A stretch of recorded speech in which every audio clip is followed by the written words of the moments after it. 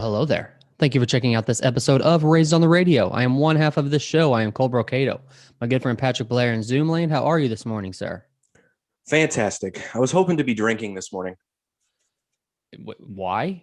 in celebration of a Ben Askren win, Oh, okay. but that didn't happen. Ooh, not by a long shot did that happen. Well, look, let's just dive right in, huh? When I saw the weigh-ins, when I saw how tubby he was, I was like, well, that doesn't make sense. That doesn't look like a guy who is taking this remotely seriously in the slightest, you know? Yeah, but do you think it's just maybe he just feels like boxing's like a different thing? Like maybe he didn't feel like he needed to be in like like MMA shape. Not, I mean, he's always been like a dad bod guy. He's never looked like that. During his entire MMA career, he never looked like that. Yeah, he had, even when he was in the ring, he had some rolls going on. Correct. Which was very odd to me. And then like the pre I guess the weigh-ins is what it was, I guess, what I seen. I mean, all it was him joking around. Like it didn't seem like he just was just playing with this whole thing. Well, he made it. Yeah, no, you're right. He made it very clear that he was making a lot of money to do something that he was likely never going to do again. Right. How serious would you take it? Meaning, how serious would you take winning? Yeah. Do you think he really So what happens if he does win? Is he going to become a boxer now? Is he going to fight Logan Paul? He's not going to do anything. He's going to take that money and go back to his life. Absolutely not. But it goes back to, we talked about this when they first were announcing this. Like, Ben Askren's not a boxer. Never been a boxer. In MMA, can I stop you real quick? Boxing wasn't his forte. Hold on. Go ahead. Neither is Logan Paul or Jake Paul. I'm sorry, Jake Paul. Jake fought last night. I get him confused. I know. They're both going bald. Neither is Jake Paul. And I get it, but that's what drives me nuts, because what does this do for Jake Paul's career? Career in what? As a YouTuber, as a social media troll, works wonders for that career. Not his boxing career. Okay, he tweeted. Okay, go ahead. He tweeted. I don't know exactly what it said, but it said something along the lines of, "When are you going to stop doubting me and start believing in me?" or something like that. How about when you actually fight a boxer? Okay, let me ask you this. Might be a good start.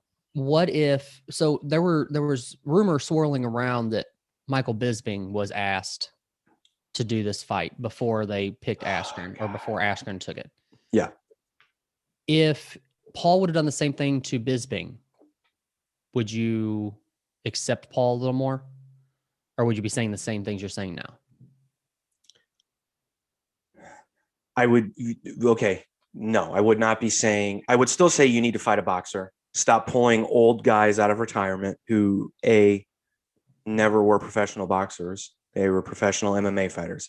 However, that would win over some sort of my respect, I guess is the word I'll use. I hate using that word when it comes to that guy, but because Bisping is a badass, he's an animal. He's got more heart than most human beings, and he can strike. He boxed his entire MMA career. He said something interesting during the UFC broadcast last night. He said that he never attempted a submission in the UFC. Is that true? Whoa. I think it might be. I started thinking about all his fights, and I was kind of like playing back some of them in my head.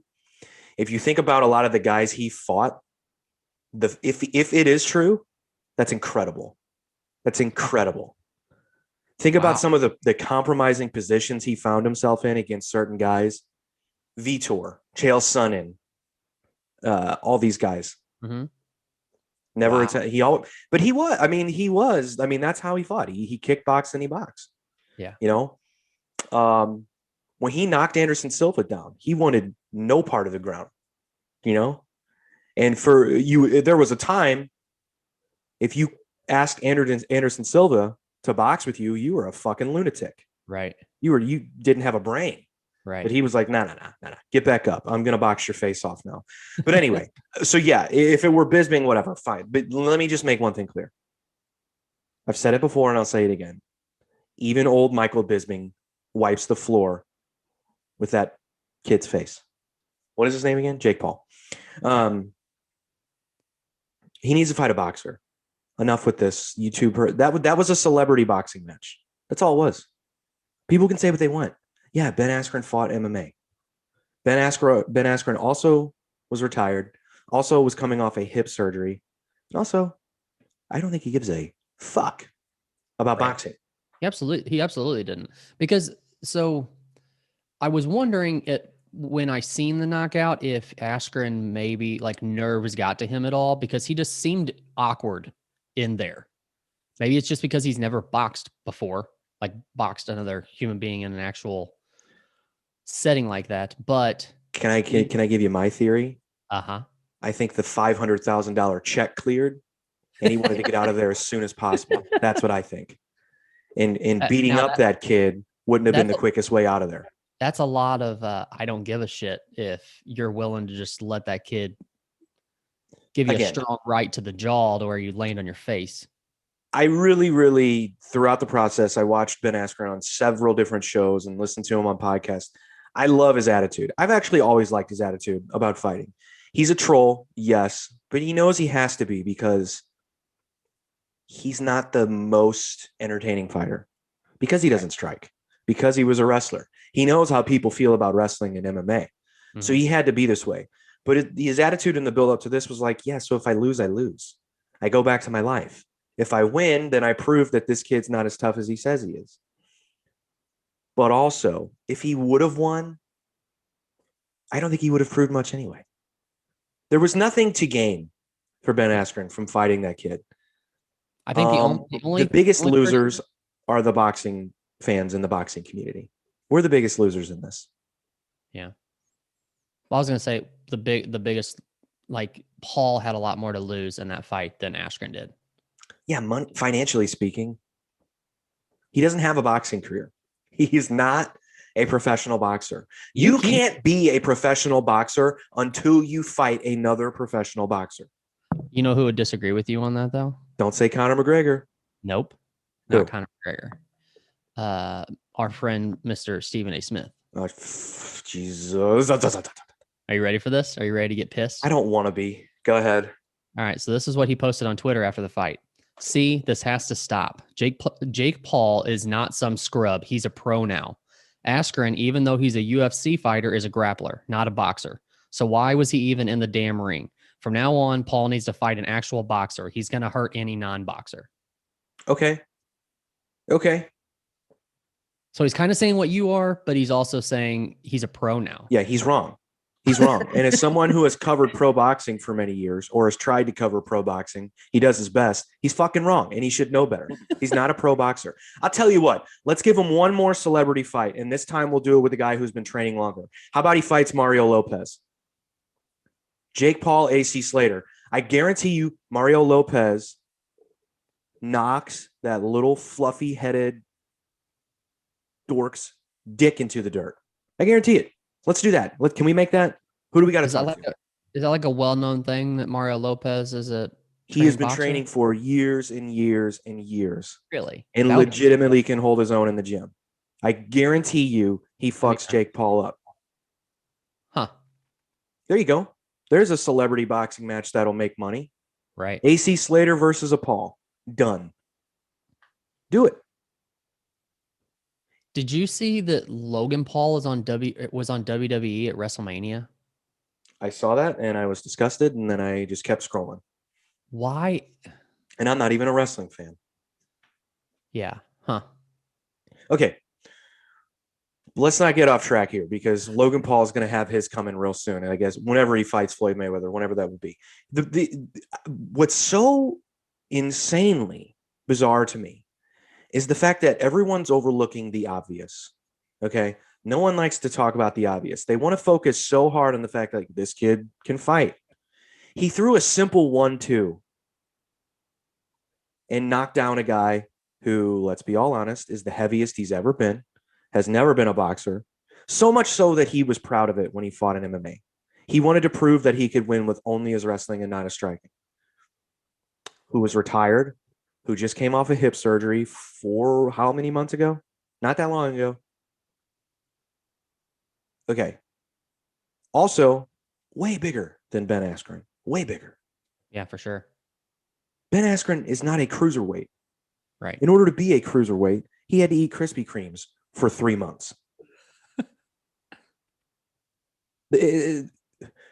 Nate Robinson is not a cruiserweight. Right. Way bigger. No one's pointing out these obvious facts that A, he's not fighting boxers. B, he's doing very rudimentary boxing technique against guys who aren't boxers. And also, by the way, he's way bigger. No one's pointing these things out. It's driving me nuts. Okay, you want to win over my respect, fight a boxer. Fight a boxer. He's not going to do it. His team knows what they're doing. And I got news for them. If they think Conor McGregor absolutely not. is going to fight this kid, they're sorely mistaken. It's never going to happen. Conor's way too smart and doesn't need the money to fight this kid. He's way too smart to put himself in a situation such as this one. It's got to be a fucking circus. Conor McGregor doesn't get involved in circuses. And you know what? If he does, he's the ringleader. Okay. I'm curious who Jake Paul goes after next. Like, does he go after another MMA fighter? And the reason why I say that is because, like, he was trying hard there for a minute to get Conor. And of course, Conor was smart enough to say, piss off. But I just wonder, does Paul try to go on this whole, like, dude, I just knocked out another MMA fighter in 2 minutes. Now I think, I have the right to fight Conor McGregor or something. Well, not another. It's his first one. Okay. Well, and again, it was the easiest one. Right. Let's be honest. Right. Well, okay. So from what I've seen, like interviews between both the Paul brothers, they're trying to build up to something. Like they're getting through a bunch of stuff to build up to thinking that they're going to box each other and it's going to be this massive event. Remember, didn't they say this is going to be the biggest event in sports history? They said sports history. I hope both of them get hit by a meteorite. Seriously. So that's what I'm saying. Like Logan Paul is going to fight Mayweather and get his ass kicked. But does Jake Paul pick the right opponents to keep getting through to still build his career in air quotes career to where that's the ultimate goal is them facing each other thinking it's going to be like this huge event? He's going to continue to pick people that, should he defeat them, stupid people will continue to buy into this bullshit. Because they are the only people that are buying into this bullshit. There were people saying, well, I don't know. If he beats Ben, a real fighter, what does that say? Okay. Ben never boxed. We're talking about boxing. It's a different thing. Okay. Ben's 36 and has been retired and just had surgery. Okay. Ben doesn't give a fuck. Okay. Ben didn't even know who Jake Paul was. All of these things. I don't know. He might be a real boxer if he beats Ben. Okay. We're in the Twilight Zone. What is this? What are we doing?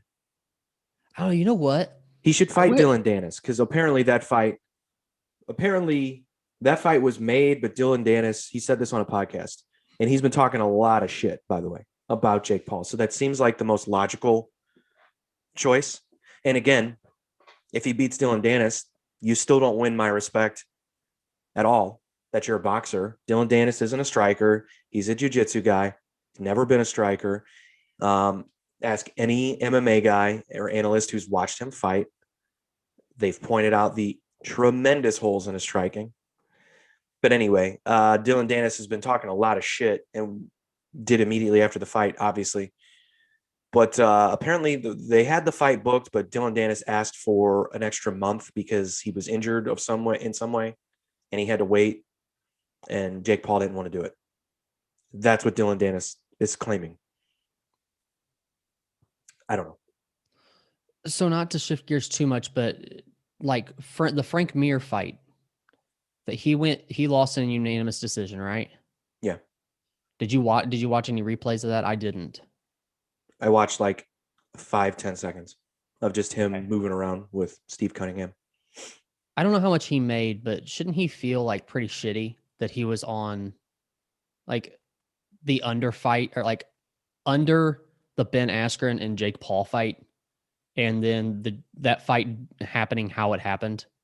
Why should he? How old is Frank Mir? Do you know? I'm gonna say 40. You can just stop there. We'll just call him 40. Why does he care? Why does he feel shitty? Who gives a fuck? Okay. What else does he have to do? Yeah, true. I'm sure you make good money for that. Yeah. It's dumb. This is just insane to me. Again, people who don't know shit about boxing can keep thinking they're watching a guy who's completely skilled and is a boxer. That's fine. He hasn't fought a boxer. When he fights a boxer and defeats a boxer, fine. Every boxer on earth, amateur and pro, not only knows, but sees that 1-2 coming. Okay? They know. Yeah. So if he wants to throw those lazy 1-2s at a real boxer, go ahead. Go ahead. See what happens. So if he gets a lower, I don't know exactly, you know a lot more about boxing than I do, but like I'm going to say this, and I don't mean to be offensive by any means, but if he gets a lower level boxer and wins, like does he still get your respect? Yeah, absolutely. Yeah, 100%. So as long as that's a boxer, yes, like a professional boxer, yes, and wins, he gets your respect. Sure. He'll never fight a real boxer. I'm just throwing it out there now to everyone. It's I think never he's gonna have to happen. I think he's gonna have to. For what? To like he's gonna have to like legit prove himself if this escapade that he's putting on is gonna pay out at like big at some point. Well, he made over $500,000 for that fight, and Triller has made it very clear that we're just going to throw some content at you. Doesn't matter what it is, what's happening. We're just going to throw some shit at you, and you're going to watch. And oh, by the way, the main event will be celebrity boxing, which is what that was. It was a celebrity boxing match. You had one group of people watching because of Jake, and you had another group of people watching because of Ben. I wish Tyron Woodley would have took that fight. I'm not saying he was offered it. I'm just saying I wish I would have rather seen that.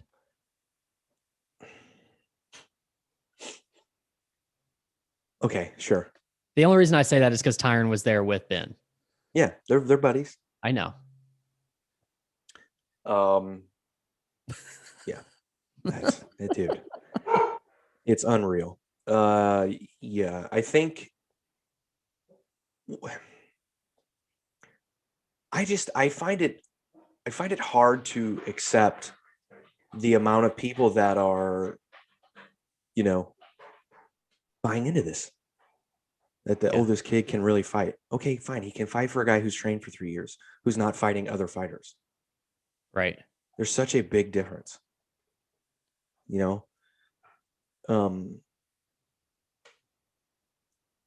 I just the biggest thing to me is that, okay, yeah, you fought an MMA fighter. That's great, but you didn't fight one who was known for their hands.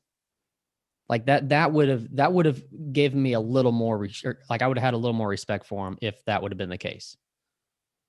Yeah, like sure. Like a Bisping or something like that. I know we're kind of talking in circles. We're basically saying the same thing over and over again that people just don't understand, and it's weird. But well, look, man, when we're it's like Groundhog Day. Having to hear this much about Jake Paul being called a real boxer, it makes you relive the same moment over and over and over, the same day over and over and over, because it's so hard to believe that this is where we're at in boxing. For me, anyway, as someone who is a boxing fan.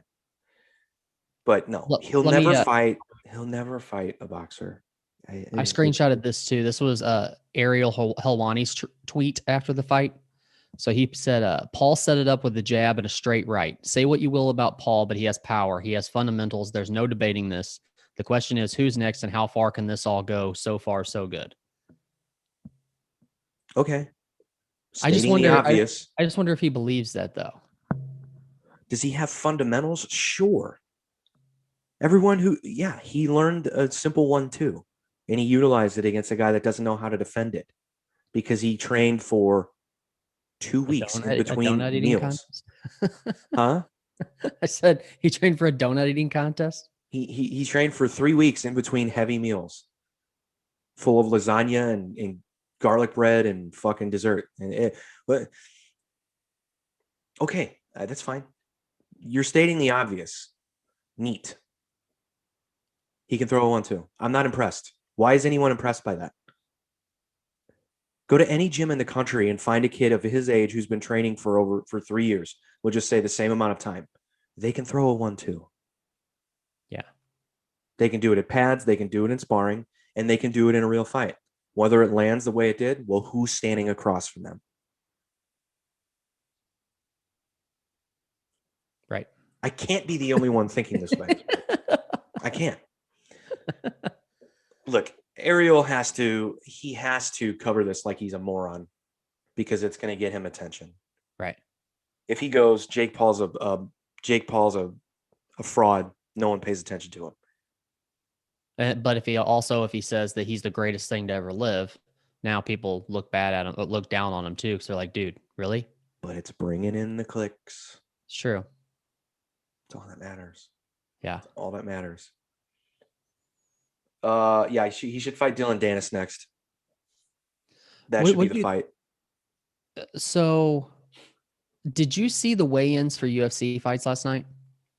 I did. Did you see that Jakar Close got hurt off of the push from Jeremy Stevens? Yeah. Dude, he flew.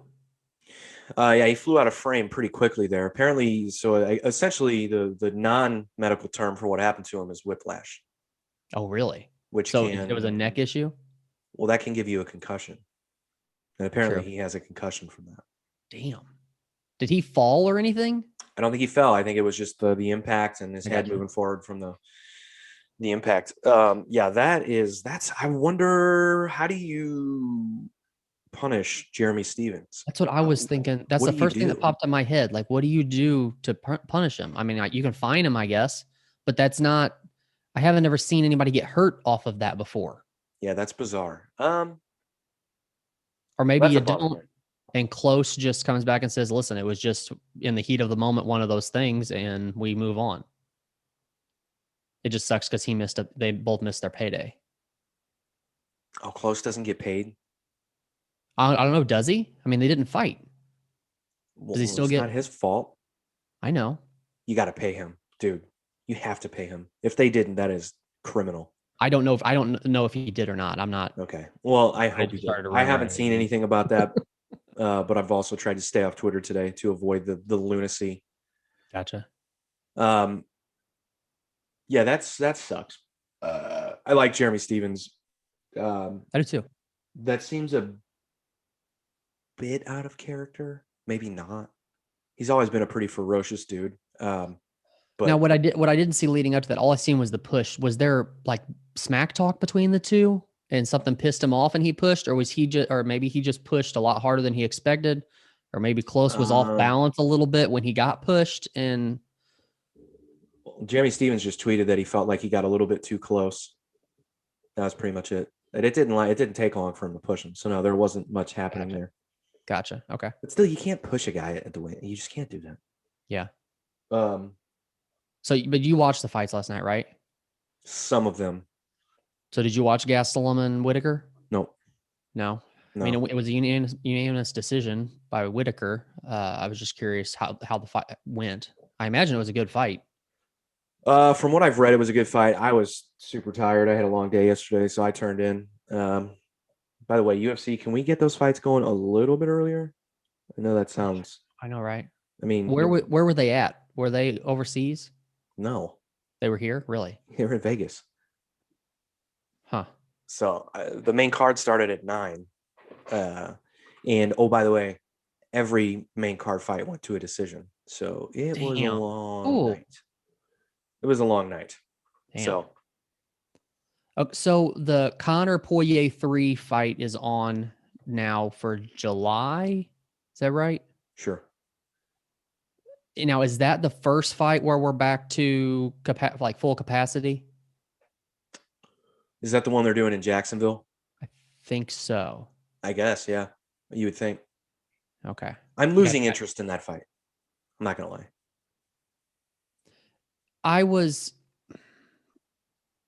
I can't believe from what I read, like on Twitter and stuff, I can't believe all the people that bought into Conor McGregor saying this fight is off. Yeah. Because they're saying that Poirier's saying that the money that Conor promised to pay to the foundation off of their last fight wasn't done.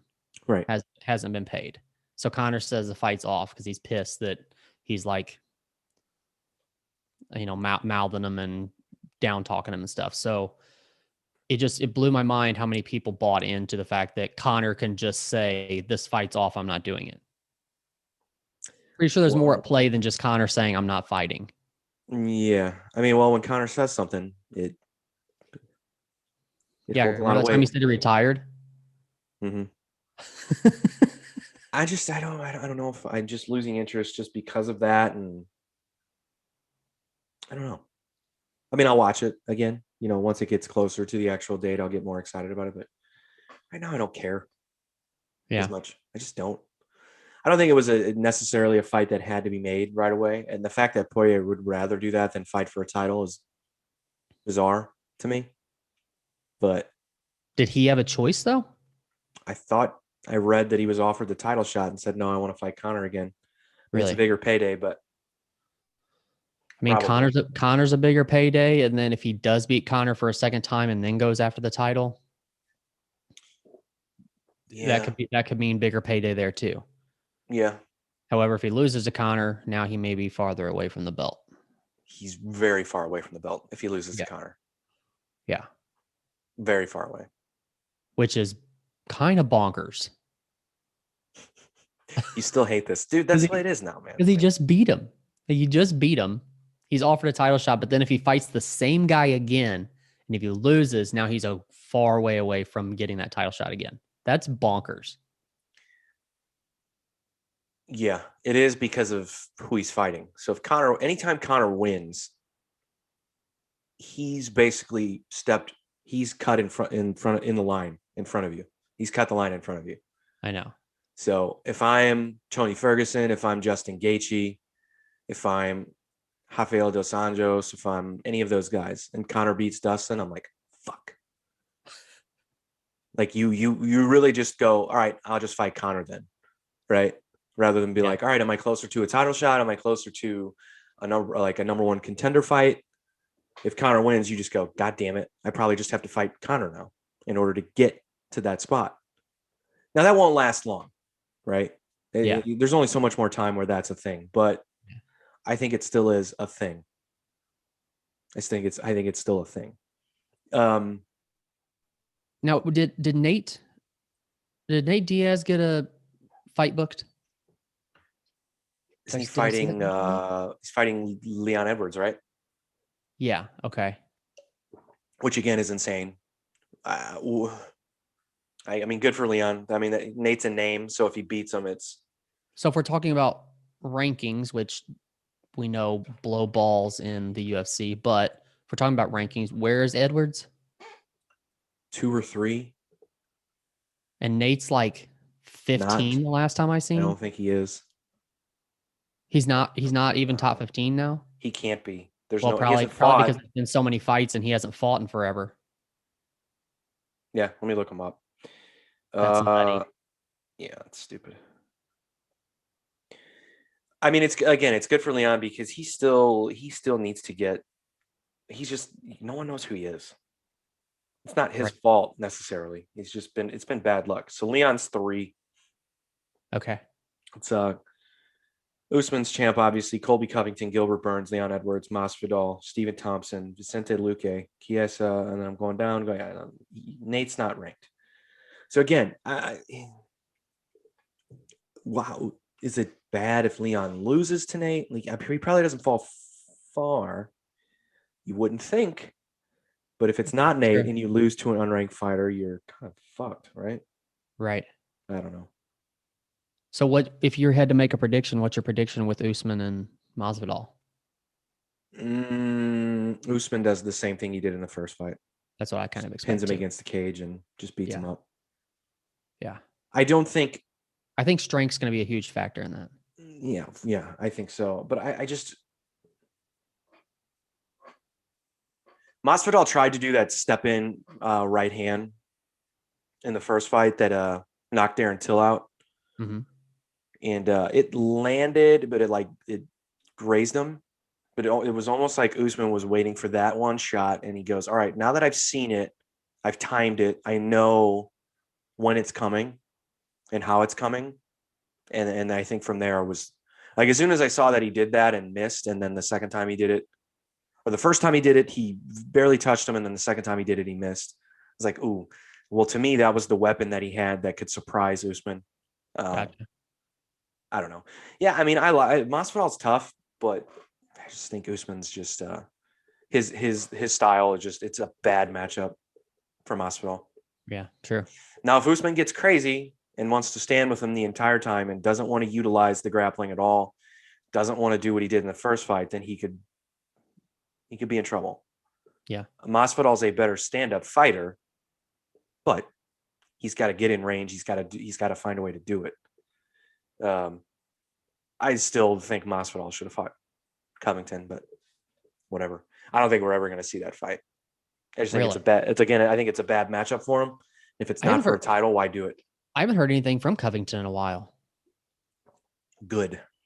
I'm not saying I'm mad about it. Well, he's going to fight Gilbert Burns, right? Yes. I think they made that. And then who's Wonder Boy fighting? Is he fighting anyone? Did they book him yet? I don't think they did. Wonder Boy lately either. I can't believe Stephen Thompson's still in the top 5. If you think about, just think about how long it's been since he fought for a title. Woodley's nowhere near the top 5 anymore. Right. But think about, and he's only what, 4 fights ago. You got to stop looking at it like that. Again, every loss has been consistently worse. No, I get it. I'm looking as far as like rankings go. Just does the UFC even understand the ranking system? No. Like, it makes no sense where people get placed. I think the welterweight, rankings look pretty good. It's not a division where I go, okay, that doesn't make sense. I think everyone's where they should be. Okay. Well, okay. When I was saying like Woodley, Tyron Woodley's ranked 10th still. My bad. When I was saying that he was like 4 fights ago the champ, I wasn't saying that that's bad on UFC. Right. I'm saying it's crazy to think that 4 fights ago he was the champ, and then now we've had losses that are pretty rough. Yeah. Well, that's what I'm saying about Stephen Thompson. What did he do? So he lost 2 times in a row to Woodley. Then he lost to Till in a bad fight. Then he beat Vicente Luque. And then he beat, did he fight Jeff Neal? Is that who he just beat? That sounds right. So, I mean, it hasn't been all that bad for him. And I mean, he's pushing 40. And I mean, he's honestly probably one win away from a potential 3rd title shot, which is, he beat Jeff Neal. Yeah. So, oh God, but he did get knocked out by Anthony Pettis. Oof, I forgot about that. Yeah, I totally forgot about that. That was crazy. Jesus. That was crazy. Did you see Jan's fighting Glover? I did. Oh, man. There could be a 42-year-old champion in the UFC. Does Glover just die in the ring at some point? Like, is that how he goes out? It He's could never be. going to retire, right? Why retire when you're still as good as he is? I get it. But I mean, I there's mean, there's there's many sports out there that you say the same thing with. However, MMA is probably the one you should really go with, and if you're going to use that logic. sure. Well, he's fighting for a title, and the last time he fought for a title was in 2014. It took him 7 years to get another title shot. Damn. I thought for sure he was done when Alexander Gustafsson uppercutted his face off. Didn't his tooth like fly into the crowd?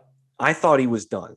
You could have said that would have been the fight, or perhaps the uppercut that a Rumble landed on him, which sent his head to fucking Neptune. That would kill anybody else.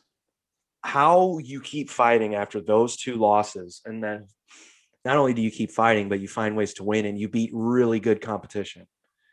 Yeah, I mean, fuck it. I'll watch. I like both of those guys, though. Like, that's a good story. Again, those are the stories that I like in fighting, especially the UFC. So I'll watch that. I'm into it. But if Jan gets through Glover, who's he got next? Well, I was just looking at the rankings there. That's a good question. So, I mean, it's doesn't look great. So Alexander Rakic is second in the rankings. I don't know how interesting that fight is to anyone. So maybe, I don't know. I don't know. There's like a lot of good talent, but right now nothing's really moving in that division. Have we heard anything more about because John Jones said that the deal has been made as far as with him and Francis, right? Speaking of things I don't care about. Have we heard a date or anything like that for that fight yet? No. We haven't. Huh. I'm interested. Let's just say I'm interested. That's about as far as I'll go. I'm going to watch that fight if and when it ever happens. Yeah. But I want to make it very clear that I don't care before. I don't care. I don't care what the UFC has to say about it. I especially don't care what John has to say about it. I don't want to hear anything about his size. I don't want to hear anything. I don't care. I like how I honestly I don't care about anything about this, but here's $70 because I'm going to watch it. Yeah, man. I'll watch. Yeah. That's a real fight between two real fighters. They can have my money. That's true. Jake Paul and Triller do not get my money. I don't care if Ice Cube did do a duet with E40 and Snoop. I don't care. That happened? It's not called a duet. A duet. What is it when it's three people? I don't know the proper word. Yeah, that happened. Wow. The Black Keys played for like 30 minutes, apparently. They like opened the show. Who the fuck? What promotion that watches fighting wants to watch the Black Keys? What promotion put this on? Triller. Okay, you keep saying so. I don't know anything about Triller. Is that it's new? That's a new promotion? Yeah. So it's not like a legit like boxing promotion that's been around for a while or anything. No. It's a new thing. They're trying to combine fighting with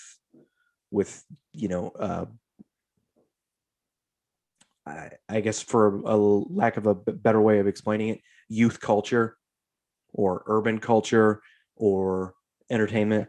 So music, entertainment, probably a combination of all three, and then combine it with fighting. Look, I like boxing. I like concerts. I like music. So you combine the two. That's cool. Yeah. But can we do it for a real boxing event? Just saying. If you want to give me Errol Spence and Terrence Crawford, I'll pay for that pay-per-view even without the music entertainment. But then if you combine the music entertainment with that fight, absolutely, I'm in. Wasn't it that event you were talking? I think you texted me last night and you were like, "Where is all the money coming from for this?" Yeah, I don't know where they're getting their money, dude. Yeah, because you showed me just like the top 4 fighters what they were making off of it. And then if you throw in all the big name like bands and artists and stuff that were attached to it too, there's a lot of money coming from somewhere for that. Can we do something? What's that? Can we get a petition going with as many signatures as we can get and send it to Triller and ask them that they never ever again let that douchebag Pete Davidson anywhere near a boxing broadcast? Can we do that? Okay, so you say broadcasted. Was he the like actually broadcasting for the fights? Yes. What the fuck? He was a part of the commentary team. Did you listen to some of it? No, I can't. I can't do that to my brain. Why? Who thinks Pete Davidson would be a great Again, boxing they're trying analyst? to appeal to the younger audience that Jake Paul and Pete Davidson appeal to.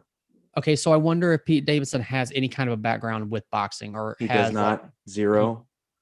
Zero. is that you saying No, zero I or know. I you know for know. a fact that he does not have any? So was he there for like comedic aspect? Did you just call him a comedian? What else? What else could he have been there to do?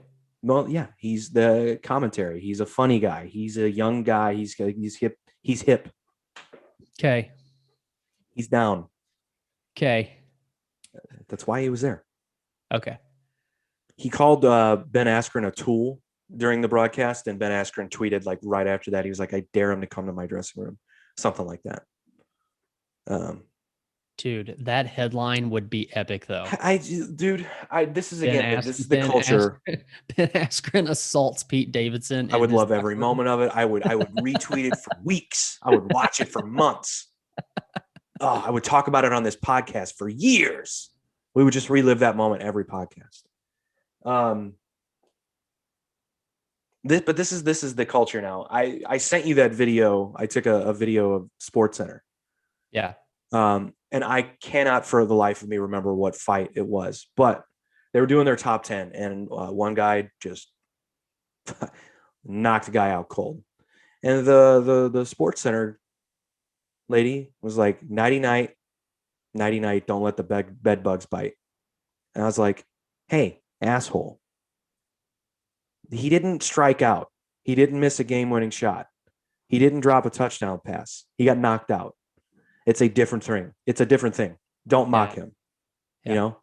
It's almost like it's not that big of a deal that somebody just got knocked out. Well, to them, it's not anymore. It's I know. not. It's And just it's just entertainment now. It's not. Well, that's how we let Pete Davidson be a part of any. Forget about boxing, sports broadcast. Why is he anywhere near anything athletic, anything competitive? Why is he? Right. Isn't that a weird thing though? Like that boxing or MMA is just like it's become entertainment more than anything now, more than like what MMA is. It's professional wrestling. Last night proved that. Yeah, it's crazy. Well, and you still have the common fan of like MMA who just wants to see somebody get knocked out. They just want to see people throwing hands constantly for 5 rounds. That's all they want to see. They don't want to see jujitsu and groundwork and things like that. I think the UFC's getting there. Slowly but surely, they're getting there with the casual fan. You think? It's going to take more time. I'm not saying they're there, but they're getting there. So, to be honest with you, I don't know that they'll ever get there, but they'll get close. Right now, they're not as close as they should be, but they'll get close. One thing that will not help them are more of these fucking circus events like last night. Yeah. Even though it was boxing, it doesn't help MMA. It doesn't. It doesn't help it doesn't help bring in the younger generation of fan and really get them to know the sport for what it is, get to know what these guys go through to train for this sport. They're going to think it's as easy as somebody like Jake Paul stepping into a ring and knocking somebody out. Okay. Look, a person with brains would go, hey, you sound dumb when you say that because all people have to do is pay attention. And I go, well, people don't. So maybe you sound dumb. People don't have attention spans anymore to actually. I don't think it's about attention spans though. Even if it beyond the attention span, I think you have to do your due diligence and know a little bit about both boxing and MMA and about what it takes to be elite. Yeah.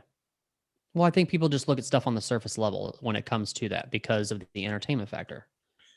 This is the thing, though, and this is why it works with fighting. I think you said this earlier. So let's say not Ben Askren, Jake Paul challenged another celebrity to, I don't know, a fucking game of horse, right? What we find out after that is that, like Jake Paul's been taking basketball really seriously for the last 3 years. And the person who he challenged hasn't played a lick of basketball their entire life. Jake Paul should have a pretty easy time at winning that game of horse. Right? But we're not impressed by that because it's not fighting. He didn't knock someone out. But it's not that Ben Askren didn't have that experience playing basketball. He just knows how to dribble. He's just not good at shooting. Fine. That's fine. I'm glad you said that. That was poetic, sir. Thank you. Thank you. I appreciate you for that. Oh, it makes you sense. Win. Though, right? You win the podcast for the day. Okay, you win. I appreciate it. This might be the first one that I've won. So, God damn, what are we talking about? I don't even know anymore. I don't know. Yeah, dude. Well, I don't know where to go. My brain is fried just from talking about these morons for so long. Well, did you have anything else today? Like any other anything that's happened this week or anything that really caught your attention this week? I got to say R.I.P. Black Rob. I know you don't know who that is. No, I don't. Go check out Black Rob. R.I.P. He was 51. Okay, rappers in their 50s are just dropping, apparently. Who is Black Rob? Oh, God. The only song that I think you might have heard would be a song called Whoa. Okay. I'll look it up. I'm going to play it right now. Okay. We owe it to Black Rob for you to hear that song, at least for 10 seconds. Did you listen to any DMX? I did. Honor? You did? Yes, what did you listen to? And if you say anything about him barking, I'm going to get upset. That was funny, though. It's not funny. I just put on a greatest greatest hits dealio, whatever you call it. Dealio. Yeah, I haven't heard that word used in a long time. I don't think he actually has a greatest hits, but if that's what you would consider it, that's what I would say. Excuse me. Does he have a greatest hits album out? Yes, he does. Oh shit. Okay. I didn't mean to disrespect. Now, why would you say that? For a man that has as many hits as DMX, why would you say I don't think he has a greatest hits? I've never seen an actual greatest hits album put out. I'm glad that there is. You bother me. All right, here we go.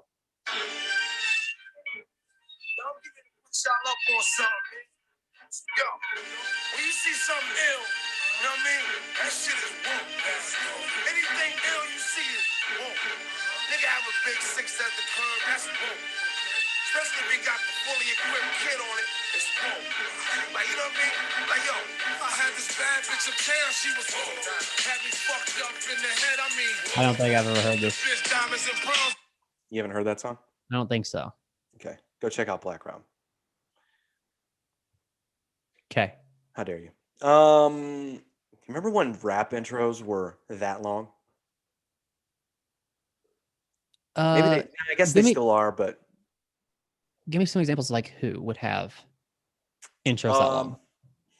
Well, you know, like a lot of the earlier rap songs from like the early 2000s and late 90s, like they had radio cuts because there were like interludes that would last like 2 minutes long, where it's just a dude like telling a girl he's gonna fuck her, or another guy is gonna beat his ass, or like, and then there would be like intros that were way too long, so they had like radio cuts. One I can think of is Rough Riders Anthem. Okay, if I'm thinking correctly. But anyway, like I guess that people still do that. But do you know the song? Do you know the band Delamitri? No. I don't know how we went from Black Rob to Delamitri, but you don't know who Delamitri is? The fact that you're saying these names, I have no idea how far away from each other Black Rob and Delamitri Extremely far. Delamitri's a one-hit wonder. Hold on. You'll know the song when I play it. I guarantee it. Okay. It was a one-hit wonder from the 90s. So I didn't know this, and the only reason I knew this is I used to work with a guy who was a really popular DJ on the radio at the time when this came out, but it was a top 40 station. And he goes, this would be my least favorite song to play because we would have to go through. Apparently, it had a 4-minute intro. Dang. Something like that. And this conversation between me and this guy was probably 20 years ago, but so I'm not remembering all of the details, but I know it was long. This is the song. You know this song.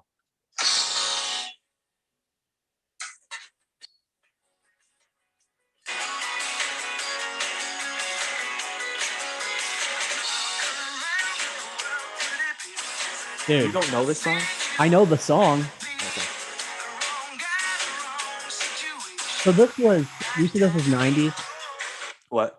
You said that was 90s? Yeah. Okay. Yeah, that I was just going to go off and name like a bunch of bands that are around that time that kind of had that sort of sound. But Go ahead. well, I mean, it'd be like even like Bare Naked Ladies had that kind of sound in like Kill me. Who sang like Eagle Eye Cherry and Is that Save Tonight? yes. Yeah. Yeah. What about Spin Doctors? Woo. Two Princes, isn't that what it's called? And then they had another song too. What was it? There was 2 songs. I don't know the other one. What is the other one? I always forget the other one. Doesn't matter. How about Chumbawamba? Oh snap! The little tub thumper action. So somebody asked this question. We had an email going around. The top 5. So I guess what were the music industry's top 5 one-hit wonders of the 90s? I would say Chumbawamba's probably number 1, right? It was on there. It was that one, Torn by Natalie Imbruglia. Okay. And I remember I guessed 3 of them, surprisingly. Fuck. Bittersweet Symphony. The Verve. Mm-hmm. I just heard that last night, actually. That song's on every 3 minutes everywhere around the world. You'll find it somewhere. But the song that was on it, and it pissed me off because it's not actually a 90s song. It was 500 Miles by the Proclaimers. Oh, You know that okay. song? Yeah. That's not a 90s song. So I was pissed because I didn't guess it because I knew it's not a 90s song. However, it became like late 80s or early 2000s. Came out in the late 80s, but it did not become a hit until 1993 when it was included on a soundtrack. Gotcha. It flopped as a single in the 80s. Gotcha. Okay. Huh. Also, one of the most annoying songs in the history of music, but what can you do? Yeah, so that Delamitri song had like a 4-minute intro, and it's only a 2-minute and 12-second song total. Wow. Which is great. That's you want to be on the radio? Make a 2-minute song. They'll be really happy with you. Oh, what about Wallflowers? One Headlight. Yeah. That might have been in the top 5. And again, this was just music industry top 5. They don't know shit about dick. So yeah. They had like Fastball. The Way was the big one. And then there was another one too. Wait, what's Fastball? Didn't we have this conversation with Joel? Yeah, we did. What's Fastball again? What? I forgot about this. What's Fastball? Oh, you want to know? Is that a band or a song? No, that's the band. They're called Fastball? Yes. The song is called The Way. Yes, which is actually a pretty weird song. It's based off of a true story about parents who just left their kids and went and committed suicide. Jesus. Pretty dark. Something tells me oh boy.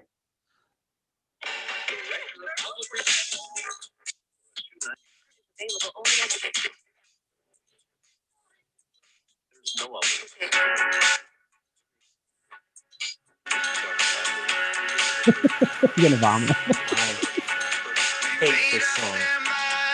I can't. Oh my good God. Oh.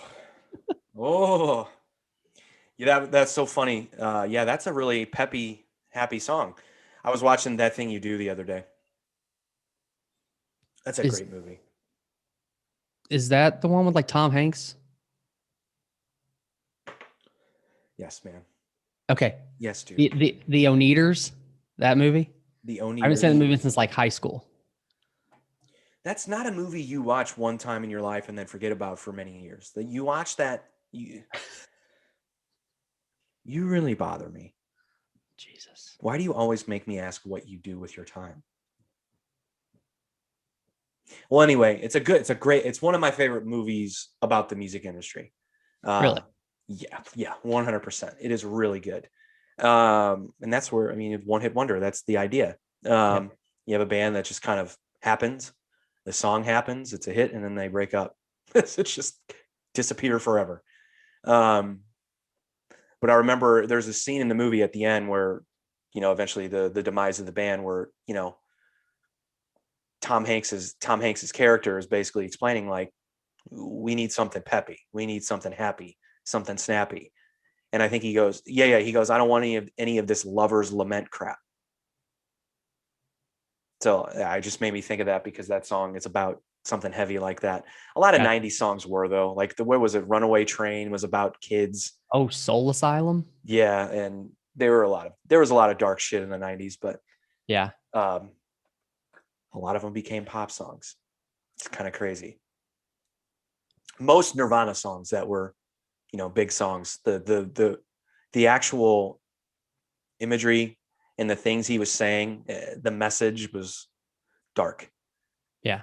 Very dark.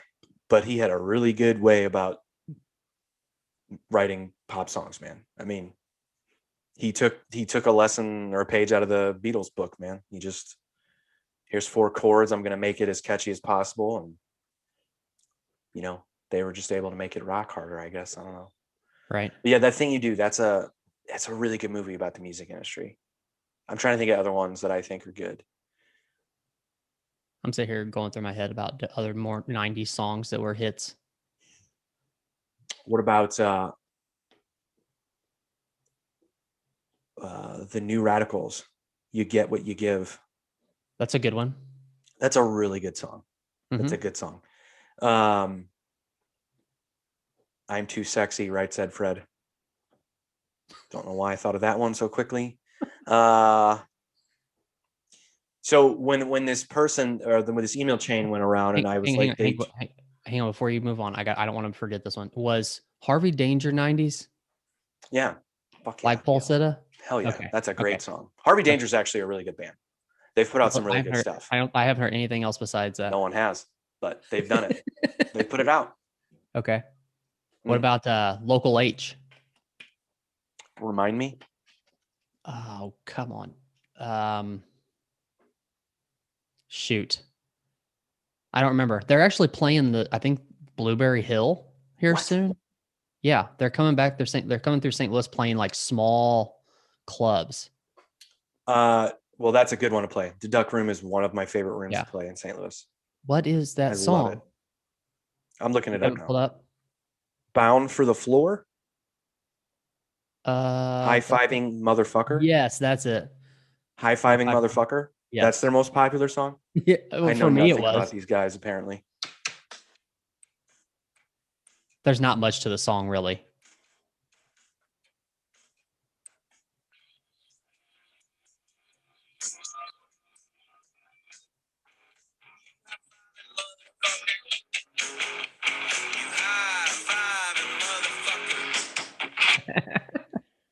I want to point something out. I don't hate them. I hate you. I know. Well, Bound for the Floor is the one that comes up first. What is that song? Yeah. Oh, this one. Oh, yeah. That's right. That's Everyone a knows good that song song. Okay. Yeah. That makes sense. Are they from the 90s? I think so. What about was Crash Test Dummies the 90s? For sure. And Cake? Was Cake the 90s? Let me tell you something about Cake. I'm listening. One of my least favorite bands of all time. I cannot stand that gimmicky bullshit. I don't know that I know the gimmick. I just know the music. What's the gimmick you're talking about? Listen to them. Oh, okay. You really take that seriously? Yeah, I don't like that. And that's so weird too, because when I say that, people are like, you don't like Cake? I'm like, no. They're like, you're a 90s kid. I'm like, yeah, I don't like Cake. Another one's Weezer. I just don't like Weezer. Yeah, I'm not I the biggest never fan. have. That song Island in the Sun. I've had dreams about that playing at my funeral. Wow. Yeah. Everyone's kind of sitting around, kind of not crying, but they're bummed. And then Island of the Sun is playing in the background. Whoa. That one and Cannonball by the Breeders. I don't know who the Breeders are. Another 90s one-hit wonder. What Again, about Silver Sun Pickups? I don't. Yeah, I don't. I saw them live at Peabody. I don't know anything about them. I couldn't tell you anything about them. I couldn't recite one of their songs. I think Lazy Eye was their biggest song. Hey, he's a whisper singer. Do you like them? You like a whisper singer? I guess I do. Hypocrite. I am. This is Cannonball.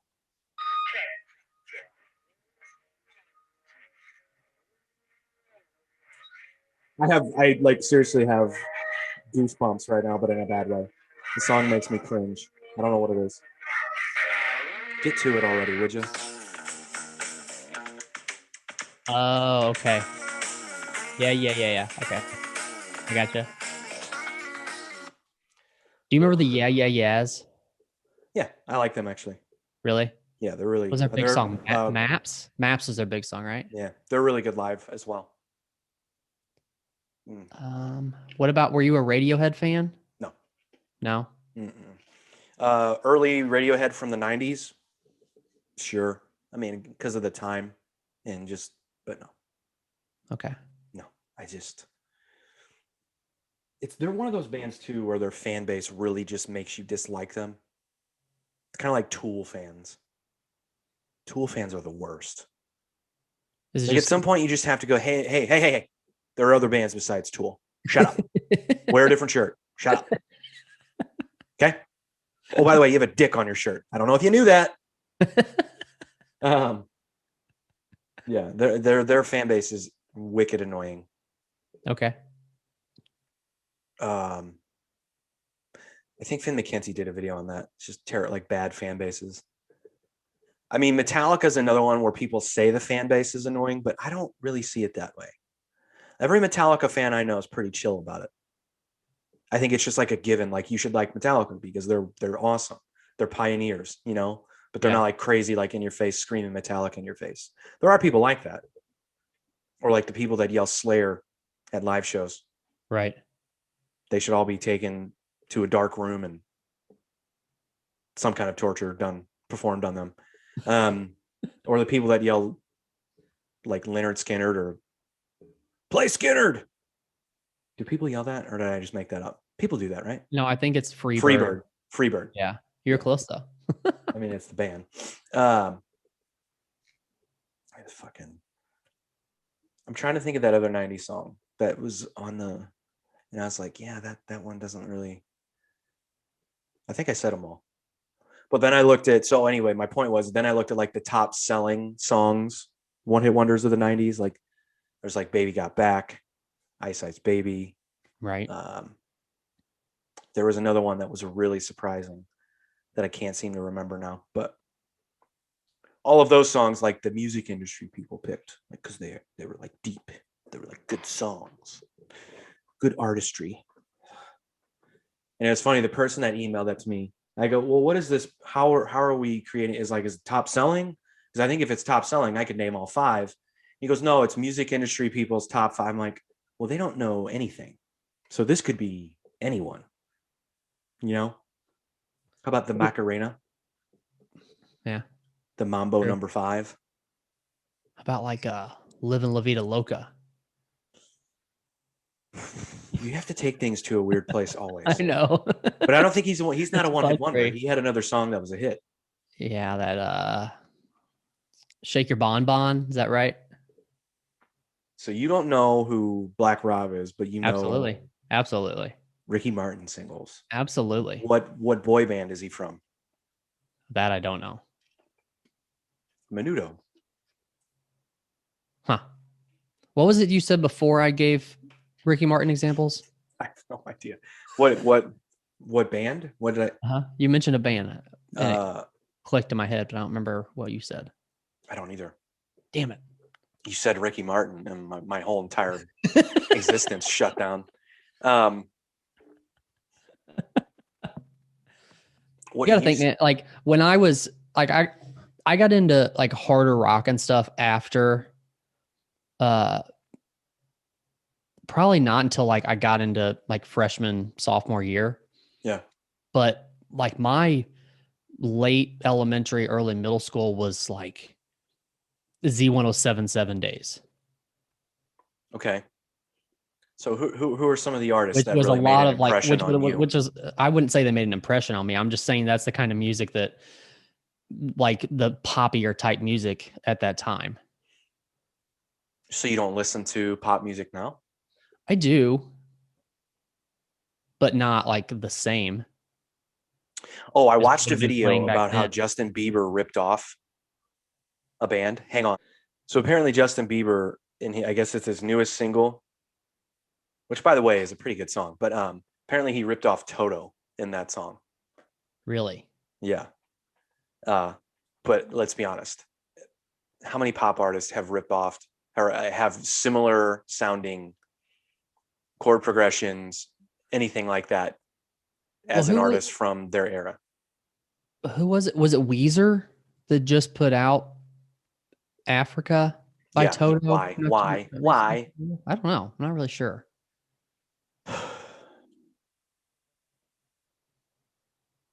Not really sure.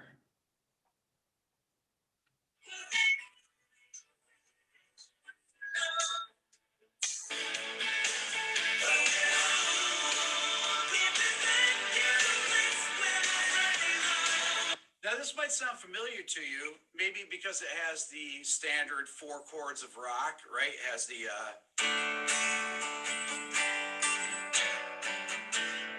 so that would be the 1 chord, D, to the 4, to 6, to 5. I've made videos on this talking about the 4 chords of rock music or pop music.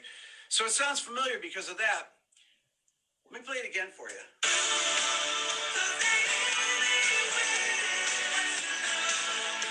That's actually 2 songs playing simultaneously. Whoa. It's Anyone, the current huge hit by Justin Bieber, and Going Home by Toto. I'm going to alternate between the 2 songs now. Check it out.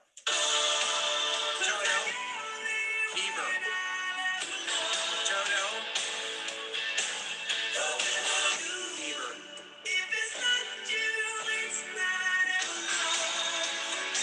This just occurred to me recently. Last week, I interviewed Steve Lukather from Toto, and as I was going through their catalog of songs, I went back and I listened to Toto 20, like you do to prepare for an interview.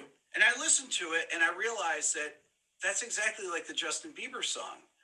I had just featured Justin Bieber's song on my top 10.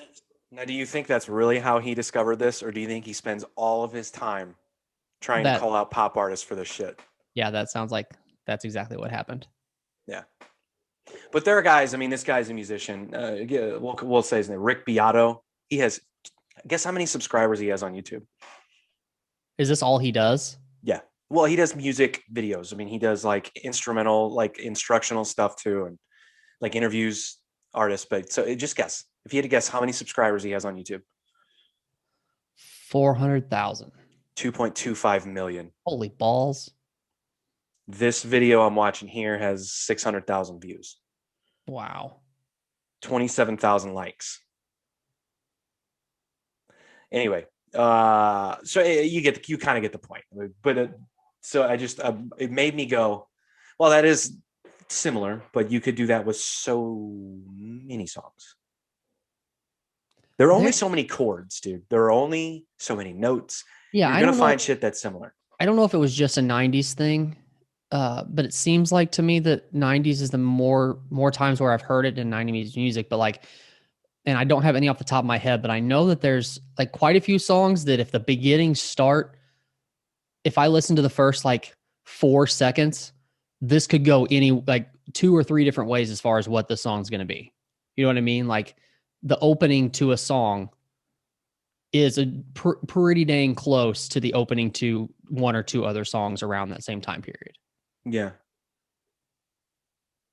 Like I said, I don't have the examples off the top of my head. I just know that happened to me last night when because I just had like 90s hits playing on YouTube.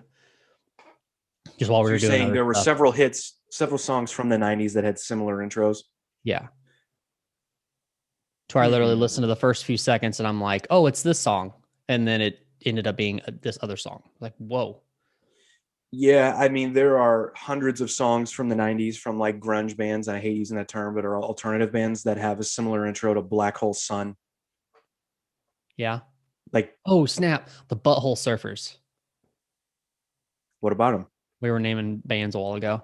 Oh, snap. The Butthole Surfers. You might be the only human in history that said that.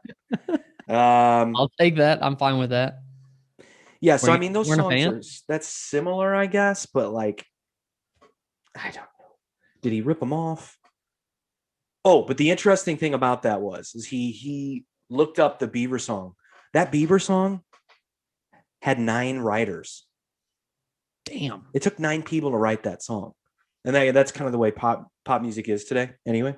Mm-hmm. It's like they just have I don't know, man. That's pretty insane. It is, but it's a lot of people getting paid for one song. If they got paid at all. They probably got a little small fee up front. Which is why you have these writing teams now. What that means is someone contributes. So one of the 9 writers could have contributed minimal, meaning like, oh, change that lyric to this or change that note to this. It could have been that simple. Gotcha. And they have to be called a writer of the song if they were in the room, you know. Mm-hmm. It's the way it is. So, gotcha. That's how you get writing credits. Right. But if you want a career as a writer, be listed as on the credits of a Justin Bieber song, you're probably going places. You'll probably be just fine. Yeah, for sure. But then so after I watched that video, it made me think, you remember we talked about it, I think, but the yellow card lawsuit against Juice WRLD, like they didn't drop it after he died. Which we thought was kind of like, okay, that's kind of in poor taste. Like the dude's fucking dead. Can we just like let it rest for a minute? Right. Have you ever listened to the Yellow Card song? I don't remember what it is. What was it? It's not a single. It's just an obscure album song. So at the time, I'm not a Yellow Card fan. And I guess at the time, I knew the Juice WRLD song. Okay. So I was thinking like, okay, the Yellow Card song that he apparently ripped off has to be like a popular song, right? They have to be claiming that they're claiming that he ripped off like some obscure album song from them, right? And so I actually listened to the song and I was like, you guys are stretching it thin. Like how did you even come to this conclusion? And it's really just the vocal melody. It's So you don't remember what the song was? I'd have to look it up. And you remember what album it's off of? No. Oh, I'll say I followed Yellow Card quite a bit. I was a pretty big fan. I'm going to go ahead and say, is their second album called Lights and Sounds? Huge fan, are you? Remember. So I followed them quite a bit. Well, actually, there's only like 2 albums that I followed, which was the first one, which was titled Ocean Avenue, wasn't it? Sure. I think. And then the one after that, it might have been Lights and Sound. No, I want to say it had the word walls in it. Paper Walls. Does that sound right? Maybe. I mean, there was a song called Lights and Sounds. I don't remember. Now you're going to make me look it up. But I just thought it was they had to have been instructed by someone else. We're like, hey, that sounds like you guys' song. You might have a case here. Oh, by the way, he's the hottest artist on earth. You could get some money out of this. Right. Nope, you're right. Well, hang on. Yeah, Lights and Sounds. Damn, I'm wrong. Is there a song on there called Paper Walls? Something like that? You're a super fan. Oh, wait, no, hang on. No, you're right. There was an album in between there. So you had Ocean Avenue, then you had Lights and Sounds, then you had Paper Walls. So that Lights and Sounds album just passed me by, apparently. Well, that's neat. I remember it was more of a rock record. Okay. Huh. They were big for a minute, weren't they? Ish. Ish. I don't know. They won an MTV Video Music Award. Really? Guess didn't do much for them. But that was when MTV was also still playing rock music. So Yeah. at that tail end. I remember the Video Music Awards they played, they shared time with Hoobastank. Wow. Like Hoobastank did a verse, chorus, and bridge of The Reason. And then Yellow Card did like a verse, chorus, bridge of Ocean Avenue. I was like, really, MTV? They both can't have their own performance time. Right. We can't get the full songs. Like, this is what it's become. But they still played rock music then. Man, we should like maybe next episode or sometime soon go over like what we just did with the 90s naming bands. We should do that same thing with like early 2000s. One hit wonders? Maybe not one hit wonders, but more like rock bands of that time period, like around Yellow Card, which I guess you had like Blink 182. You'd have, I mean, there's a shitload. So like popular, like top selling rock bands. Like, what are we talking about? Sure. Well, I don't know top selling because I doubt Yellow Card would be included in that, would they? I think they did okay for a while. I mean, top selling of that time period, you get Blink 182. About like All American Rejects. Fall Out Boy, All American Rejects, Newfound Glory, Panic at the Disco. Newfound Glory, man. I need to put that album on again. That Sticks and Stones album I loved. Yeah, I never really got into them, but seen them live a couple of times. They're really fun, really good band. Yeah, I don't know. One was All Time Low. Is that later? Was that around the same time? That band's huge. I had no idea. Because again, another band that just kind of passed me by. I mean, it's not really necessarily my thing, but they I just saw a video like they just released something. It had like 30 million views on YouTube. Yeah. I was like, Jesus Christ. Like, I didn't realize. What do you do? Anyway. I mean, there's more bands around that time that I don't know if they were considered one hit wonders, but didn't have many hits, but like some of them hit pretty hard. Like, like SR-71. Did they have more than just like one or two hits? I don't know. I don't know who that is. Oh, yeah. I know the name, but Right Now is the song. Shit. I can't think of how the tune goes. It's not playing in my head. It's fine. I'll take your word on that one. You would like it though, I think. American Hi-Fi. There you go. That's a good one. Who sang do you remember Dear Maria? Count Me In, that song? Oh, dude. No. Hang on, I gotta play. Is that Mayday Parade? No, but I like Mayday Parade. Oh, okay. I didn't know. Do you like Mayday Parade? I don't know much about them. Again, saw them live once and it was like, okay, sure. It's fun. Oh, All Time Low is Dear Maria, Count Me In. Okay, so there you go.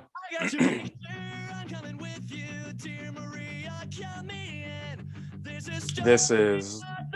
No? We'll call it way after my time. I don't completely dismiss music that sounds like that, but yeah, that was... Okay, so SR-71. Right now, here we go. Oh yeah, I know the song. That's been in 400 movies. Yeah.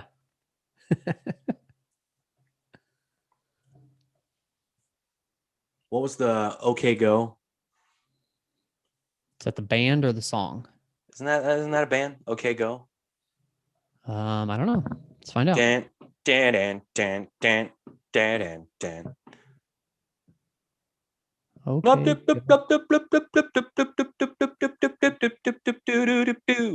know if that's how it sounds. They're horrible. Yeah, it is.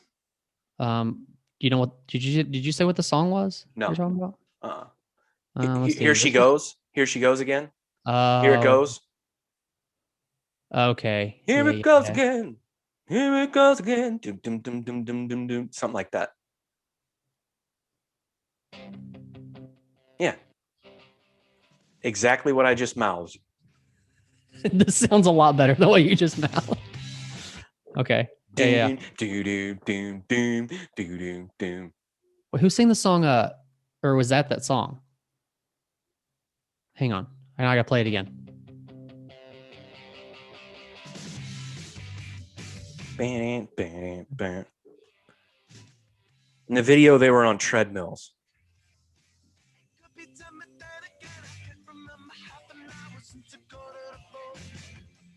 Okay. Anyway, Steady as She Goes. Is that song? no, that's someone else. Steady that? as she goes. Yeah. Who's that? I don't know.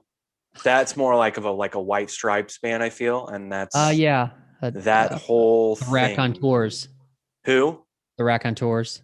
Yeah. Yeah, That that whole makes sense. thing that's not my. Not Were my- you a White Stripes or Jack White fan Absolutely at all? not. Absolutely not. Okay. Absolutely. I remember when not. that what was that big song by the White Stripes I don't that know. came out that was annoying as hell? Yeah. Sounds about right. Shit. What is that song? That's It's, music designed to make me hate white people, I feel. And on that note, I gotta go. Oh, Seven Nation Army. Yeah, sure. Was that on Guitar Hero? I feel like they had a song on Guitar Hero. Probably. And it really made me angry. Probably. All right, so you really got to go? Yeah. Let's All get right. out of here. Let's get out of here. R.I.P. Black Rob. Rest in peace. R.I.P. DMX. I don't R.I.P. think- DMX. Straight for you.